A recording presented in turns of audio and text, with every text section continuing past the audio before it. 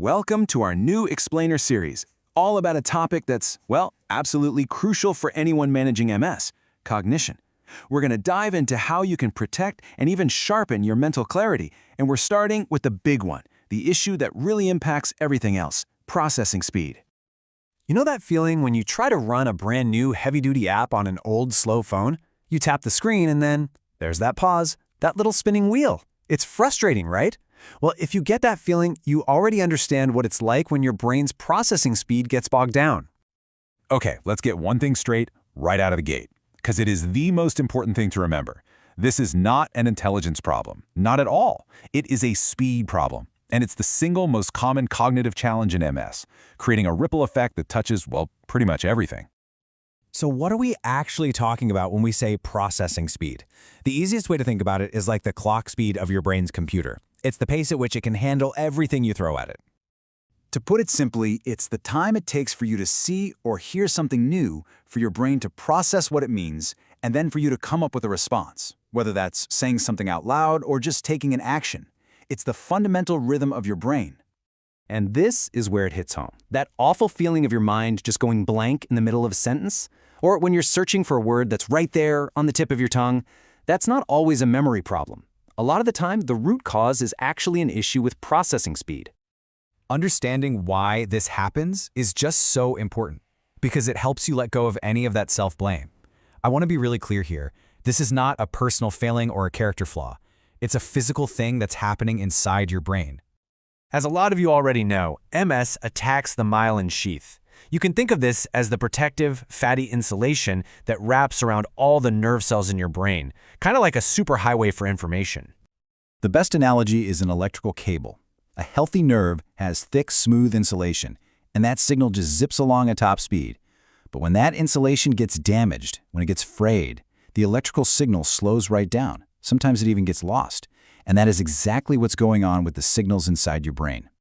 So let's just say it one more time, loud and clear. This isn't laziness. It's a physical issue, and it is absolutely not your fault. So now that we know that, let's pivot from the why to the what, as in, what can you actually do about it? And here's the good news. You are not powerless here, not even close. It is totally possible to manage your cognitive energy and even to train your brain. We're going to zero in on 3 key strategies to help you take back control. So here are the 3 pillars of our strategy. First, pacing. That's all about planning how you use your brain's energy. Second, we've got outsourcing, which is just a fancy way of saying reduce your brain's workload. And third, there's training, actively working to strengthen those processing skills. Let's break them down. All right, first up, pacing. This is all about working smarter, not harder. You gotta stop fighting the slowness and start planning around it. Figure out when you have the most mental energy. For a lot of people, that's the morning, and schedule your tough mental tasks for then. And just as critical, if you do something that drains you, like driving in rush hour traffic, you need to schedule a mental rest right after. It really all starts with being kind to yourself. Okay, our second pillar is outsourcing. Look, your brain's processing power is a precious, limited resource. So don't waste it on just trying to remember stuff. Offload that work. Use lists so you're not trying to hold a million tasks in your head. Set timers and calendar reminders for everything. Let your phone do the heavy lifting so you can free up that precious mental power for what really matters. And finally, training. And yes, you can actually train your brain to get faster. There are tons of apps and games out there designed to improve reaction time. You want to look for games that make you react quickly, matching shapes, identifying colors fast, that kind of thing. And please remember, it is never ever too late to build a stronger, more resilient brain. Now let's tie these ideas together with a really powerful real-world example. We're going to call this micro-training, and it's an amazing way to learn something new without completely overloading your system. Okay, so imagine you're learning to play an instrument. Instead of slogging through a frustrating hour-long practice session, try this 30-minute cycle. For 15 minutes, you do intense, focused practice. Then, and this is the most important part, you take a full 15 minutes of complete mental rest. Walk away, do something else, give your brain a real break. So why on earth does this work so well? Well, it's because those short breaks give your brain the time it needs to consolidate what you just learned, to file it away into memory without overheating.